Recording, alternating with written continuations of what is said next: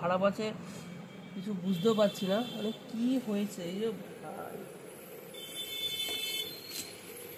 সব ছেড়ে গেছে রে। তো হ্যালো ফ্রেন্ডস, আমি বিজুস। তো আবার অনেকদিন পর একটা ভিডিও নিয়ে চলে আসছি। তো তোমরা বুঝতেই পারছো ভিডিও আর আসছে না, কারণ কোনো রকম এখন বক্স তো বাজছে না, সেই জন্য ভিডিও দিতে পারছি না। তো আজকে ভাবলাম তোমাদের সাথে একটা ভিডিও শেয়ার করি, আমার নিজেরই বক্সের ভিডিও, বক্সের না মেশিনের ভিডিও। তো মেশিনটা চলতে চলতে হঠাৎ কি প্রবলেম হয়েছিল জানি না, হঠাৎ করে ভেতরে আগুন লেগে গিয়েছিল। তো ভাবলাম তোমাদের সাথে ভিডিওটা শেয়ার করি যে কোথায় গেলে মেশিনটা ভালোভাবে সারানো যাবে। তো দেখাই তোমাদের সাথে মেশিনটা কি হয়েছে, অবস্থাটা তোমরা দেখো, দেখলে ভাই চোখে সত্যি জল চলে আসবে। এতটা মানে মেশিনটার কন্ডিশন খারাপ হয়ে গেছে।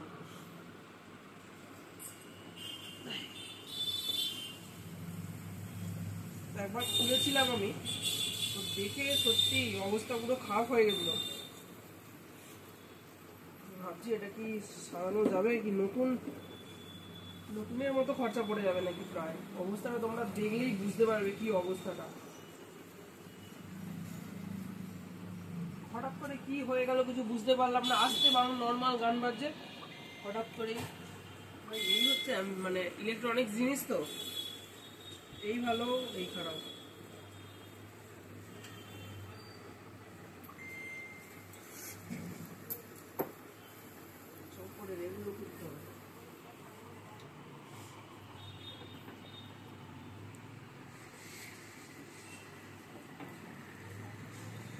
সাইডের গুলো খোলাই আছে, এলাঙ্কির গুলো।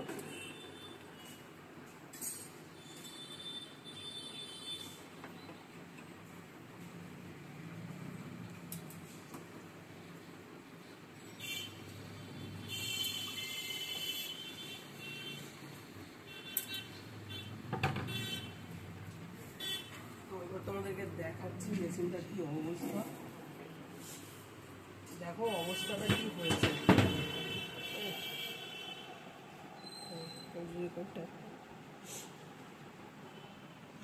তো তোমরা দেখতেই পাচ্ছ পুরো আগুন লেগে গিয়েছিল ভেতরে।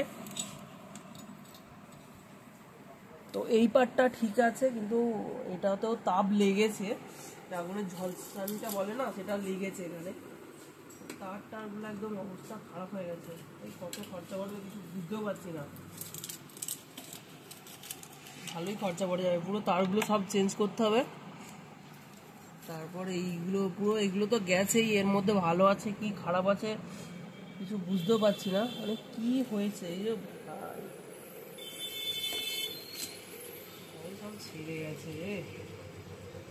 হাত করে চলে উঠতে হচ্ছে, কি অবস্থা। মানে স্পটে যখন হয় পুরো ধাউ ধাউ করে ধোঁয়া বেরোচ্ছে, যেমন একটা খড়ের গাদা বা অন্য কিছু বাড়ি আগুন লেগে গেলে যেই রকম ধোঁয়া হয়, পুরো সেই রকম অবস্থাটা হচ্ছিল। তো তোমরা দেখতেই পেলে কি অবস্থাটা হয়েছে। এদিকে তারের এটা দেখো, দেখে নিয়ে ও তার দেখতেই পাচ্ছ। ও বাবা ভাই সাহ, হাতটা জ্বালা জ্বালা করছে, সব পুড়ে গেছে। এই যে কিছু নেই, আর কিছু নেই ভাই, অবস্থা পুরো খারাপ। কত টাকা যে যাবে কিছু বুঝতেও পারছি না। দেখা যাক, তোমরা একটু সাজেস্ট করো যে কোথায় নিয়ে যাবো। আমি একটা সিদ্ধান্ত, কোথায় নিয়ে যাবো কিছু বুঝতেও পারছি না। তো এই মেশিন গিয়ে কোথায় ভালো সারানো যাবে একটু তোমরা কমেন্টে জানাও, একটু কমেন্ট করে বলো। তো অবস্থাটা খারাপ হয়ে গেছে। এদিকের পার্টটা ভালো আছে, মনে হচ্ছে তারগুলো একটু চেঞ্জ করতে হবে। এই ট্রান্সফরমারটা কিছু হয়েছে নাকি কিছু বুঝতেও পারছি না। এই যে মেন ট্রান্সফরমারটা আছে, তো এটা কি কিছু হয়েছে নাকি কিছু বুঝতেও পারছি না। তো এইদিকেও এদিকের অবস্থাটাও খারাপ, এদিকের এগুলো পুরো জ্বলে গেছে, কিছু নেই আর।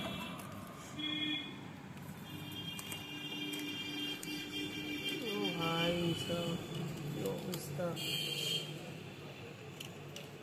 জানি না এর জন্য কত খরচা পড়বে, দেখা যাক।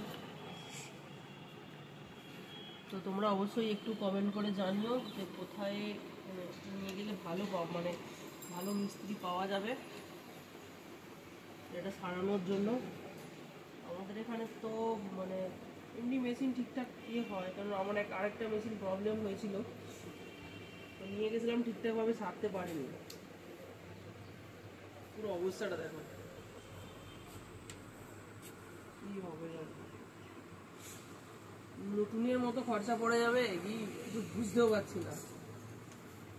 তো যাই হোক, তোমরা অবশ্যই একটু কমেন্ট করে আমাকে জানিও যে কোথায় গেলে মেশিনটা ভালোভাবে সারানো যাবে।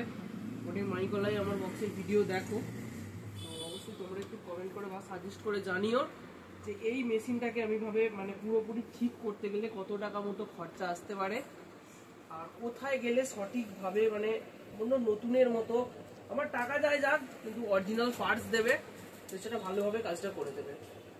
তো যাই হোক, আজকে আর কিছু বলবো না। দেখতেই পেলে মেশিনের পুরো কন্ডিশন খারাপ হয়ে গেছে একদম। এটাই হচ্ছে আমাদের প্রথম মেশিন, মসফেট মেশিনের মধ্যে এটাই প্রথম।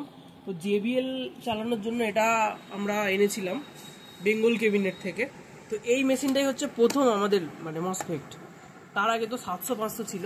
বড় মেশিন হিসাবে 4000 মেশিন এটাই আমাদের প্রথম ছিল, সাউন্ড স্ট্যান্ডার্ড কোম্পানির টেকনোফোর মেশিনটা। তারপরে C18 ছিল, তারপর CA20।